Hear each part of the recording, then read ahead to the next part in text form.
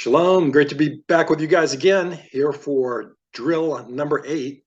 This drill is called the accelerated reading practice, otherwise known as reading downhill. So reading downhill, if you think about it, you ever taken a bike and coasted downhill or put a car in neutral and rolled downhill? Objects tend to gain speed faster and faster unless there's another object or force pushing against it, right? Laws of gravity. And so with reading, we want to attempt to read a particular verse in the Hebrew Bible and start off really slow and then incrementally begin to increase our speed. I encourage you not to spend any more than, I'd say 10 to 15 minutes would be good at a time until you take a break, have a rest, and you can come back to it.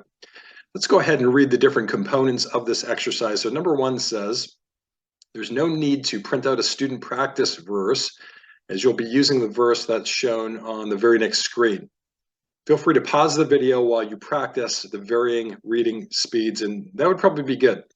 So you're going to see me read it real slow. It'd be good to, at that point, pause the video, and then you try. And then continue the video, hit play again, and then I'm going to increase the reading speed, and then go ahead when I'm done with the pasuk and pause it, and then you try. Number 2. Reminder, for those who are brand new at reading Hebrew, I'd like to really emphasize this. You need to cut yourself some slack. We tend to be really hard on ourselves, and oftentimes, I don't know if you're anything like me, I tend to be a perfectionist, and I can beat myself up when I don't get things perfect. You need to start as slowly as you need to, and then gradually increase the speed. You should not try to, as I said, to spend any more than 10 or 15 minutes in a single session without giving yourself a break. Finally, attempt to read your verse very slowly, then increase your speed a little faster, and then third time, attempt to read the verse even faster. Now, depending on who you are, people are at different places. Like some people they've purchased a subscription and they've already had a year of Hebrew or 2 years of Hebrew. So they're going to be in a very different place. And so I actually altered some of the instructions. I used to say the third time, try reading it through at intermediate speed. But that is totally not reasonable for someone that is like brand new to Hebrew. And there's a lot involved in reading Hebrew text. Things like dagesh and the rules of shva, these have a major role in how words can possibly be pronounced. Things like accent marks affect it. Masoretic pausal markers are affected. So there's a lot of different components. So I would just say your goal is to immerse yourself in the text and regularly be practicing your reading skills. And if this is done regularly, as opposed to the person who almost never attempts to read a pasuk, you're going to be light years ahead. That being said, let us go to the next slide. As you see, it says reading downhill, increased reading speeds. All right, we're going to go ahead and read this real slow. Now, I have taken the time to break this into Masoretic pausal segments, and if you're not sure what that is, the Masoretes were scribes that lived from about the 5th or 6th century up to the 10th, and they created the system that we have of Hebrew nikudot, the vowels, and also these additional markers that are for stress and for other things. It's kind of like if you're reading music and you take music theory with the goal that when you're done the class, you'll be able to read and sing or play a piece of music exactly how it was intended. In the same manner, that's kind of how this is. These scribes took the time to not just preserve the actual text of Scripture, the Hebrew text, but they've taken the time to actually preserve the sound, how it should sound when someone is correctly reading the inspired words of the living God. So let's go ahead and dive right into our reading. Okay, first word, achar. Hadavarim. Hadavarim. Ha-e-la. The stress marker is here, so it would be pronounced ha-e-la. And I would encourage you to repeat after me as you follow along and identify in your own mind the shapes of the consonants, the sound they make, the names, and also the vowels the shapes of the vowels and the sound that they make. You can hear me read it, you can parrot it, but not just parroting, also recognizing where the sounds are actually coming from. Very important. Haya.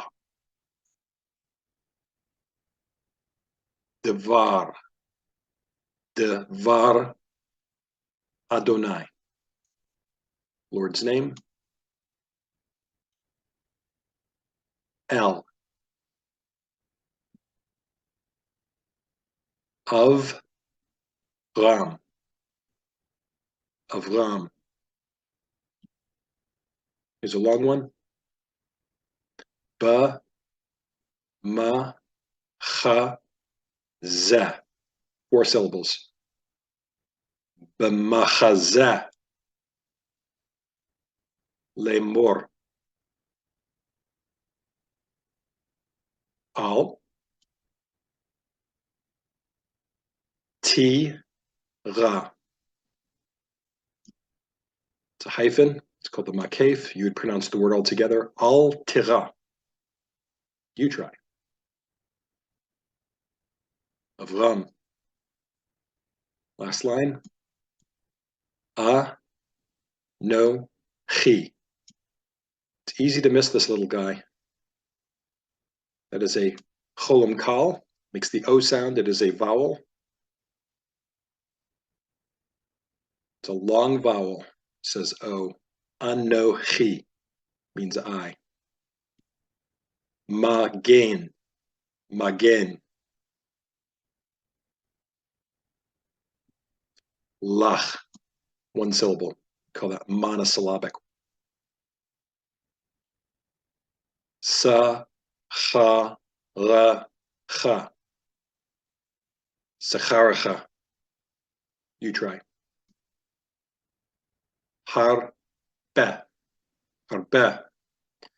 This tsere is supposed to have an A sound, but I believe it's been impacted, this is my opinion, by modern Hebrew. In modern Hebrew, that vowel would be pronounced eh in many cases. So we would say har, be.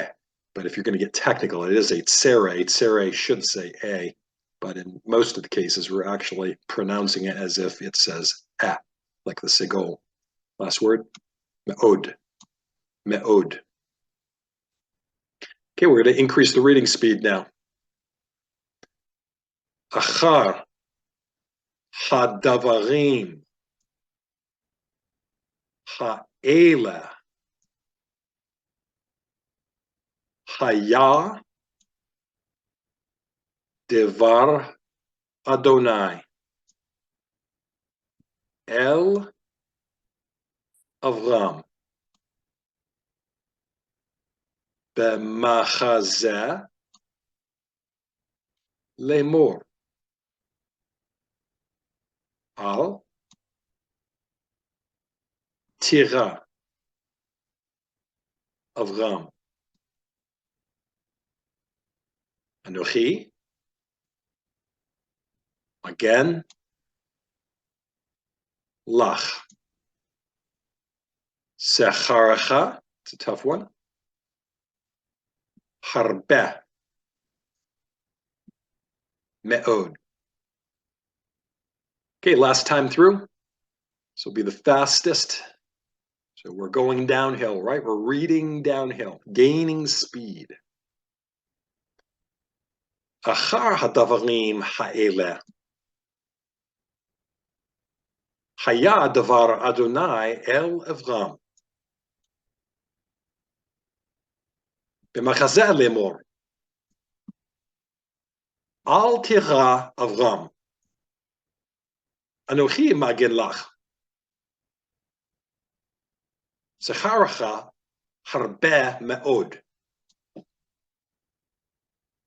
All right, there you have it. So short lesson for today.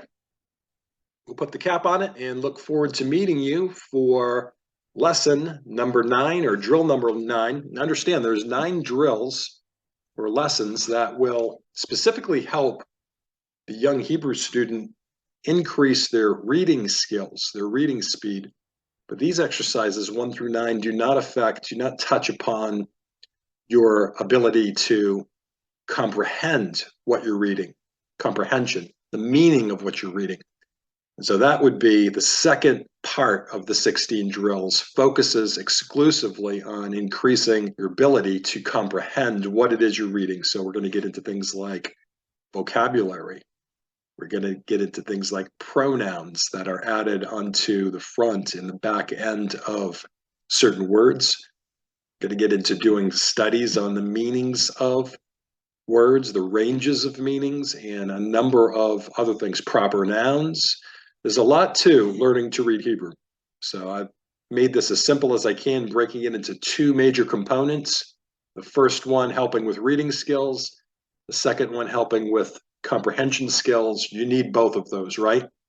People that read phenomenally, but they don't understand a lick of what they're saying, they're not going to be very motivated to continue in the study of Hebrew. It's not very fulfilling. And I'm sure you would probably agree with that. So we want to put both disciplines together as a dynamo, and we'll come out being able to read with excellence, and we'll have the sense of fulfillment and of being a rewarding experience because we know precisely what it is that we're reading so excellently.